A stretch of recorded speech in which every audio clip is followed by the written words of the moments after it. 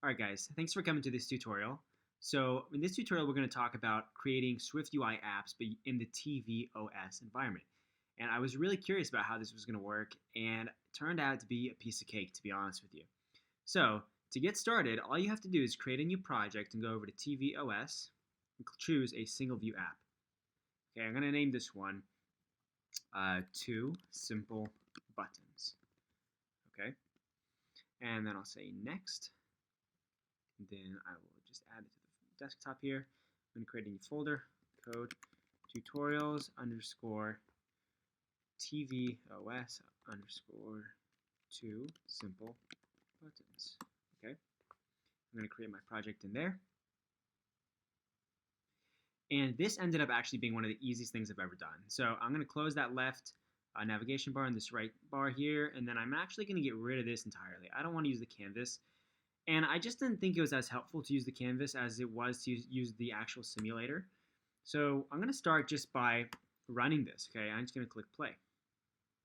And there's a lot of logistical things that are very different when you're dealing with this as compared, especially in comparison to a phone. You know, when you're working with the TV, there's no touch screen, right?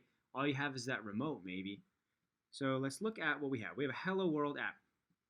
But there's a whole slew of questions, like for instance, how do I tap versus drag or all things like that, right? So that was the first question I had. And if you actually look really closely, it says that you can hold down an option to touch instead of pressing. So if you want to click actually in the simulator, you can just click, okay, with your literal mouse trackpad, okay? But if you want to simulate touching, we'll go over that in just one moment. The point is that you use the option, and the specifics we'll go over in a second. So I'm going to start by creating up here a new state variable, and I'm going to call this, let's say, string. Let's just say button tracker. Okay, and it's going to be equal to nothing, or it's going to be equal to press something. Okay, and then I'm going to make the contents of this text equal button tracker. Okay. And then I'm going to put that entire thing in a VStack. And the point is, all I'm trying to do here is make a really simple app. I'm going to make an app with two buttons, and the two buttons will interact with the state variable, which will modify the text. Okay, so I'm pretty much just treating this like a regular app. Okay, I'm treating it as if I'm working on the iPhone, especially from an architecture on the coding side of things.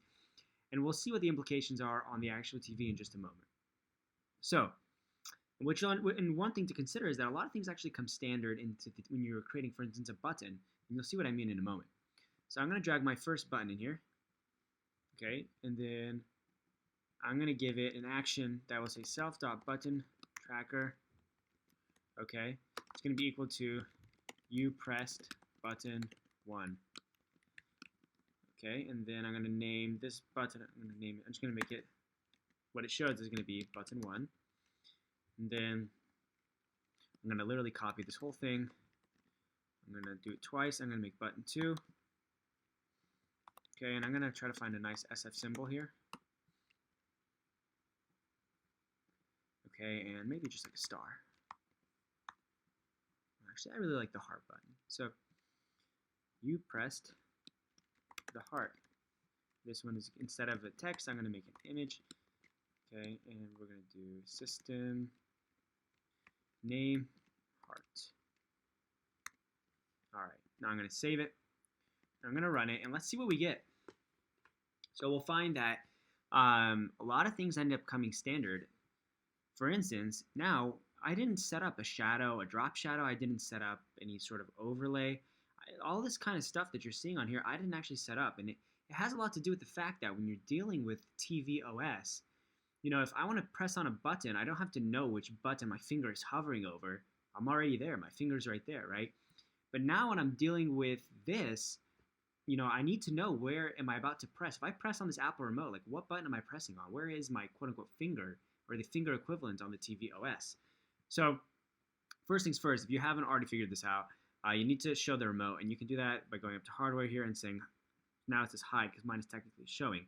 But you can also click Command-Shift-R. Okay, and then I'm going to just drag it from the bottom here. I'm going to put it off to the side. And if I want to press, I can just click. You press button 1. Now, what if I want to drag down? Well, I can't drag like this, right? Because how do I simulate a soft touch versus a press? And you do that by, you can literally just push on off on option and then drag down. And there it is. So you can move between them. And I'm going to go to the heart. Now I release option and I just click. And I go up again, click. Up, click. It took me a second to figure that out. But other things that are really cool here is you can even go here and say like menu. And this is what you have. And I'll click option. So I can't actually scroll through anything because there's not all that functionality that you find in a real Apple TV. But I can go over here to settings and I can even see some other things that I could do. The whole point is you can kind of get yourself familiar with how to use the option to move around. Go back to menu, we can go back to our app. Okay, that's one we just created. I can click on this. If I do it twice, we can kind of browse through our, this is the exact same, I mean, this is pretty impressive. This is exactly like a real Apple TV. So I'm just going to go ahead and click again, maybe move back over, press on it again, and there you go. So we're back here. And now you've seen how essentially to take 2 or 3 buttons now in a VStack and a text and make them all work together. It's a lot like just, what's not complex is the actual layout, because if you think about it, if you've done any other SwiftUI work, it's exactly the same. The way that variables interact with buttons and they interact with the text and the content, I mean, all that is exactly the same. What's different now is maybe just getting used to some of the things that come standard. For instance, what we're seeing here with the buttons. Okay, and so that pretty much covers that. And if you have any questions, please leave them in the comments below. And if you have anything you think would be a simple, at least a relatively simple, just to kind of get our feet wet, or even intermediate design that you want to see on here, just let me know. Specifically, with tvOS. Okay, and if you have any questions below, then please don't forget to subscribe. I'll see you guys in the next video.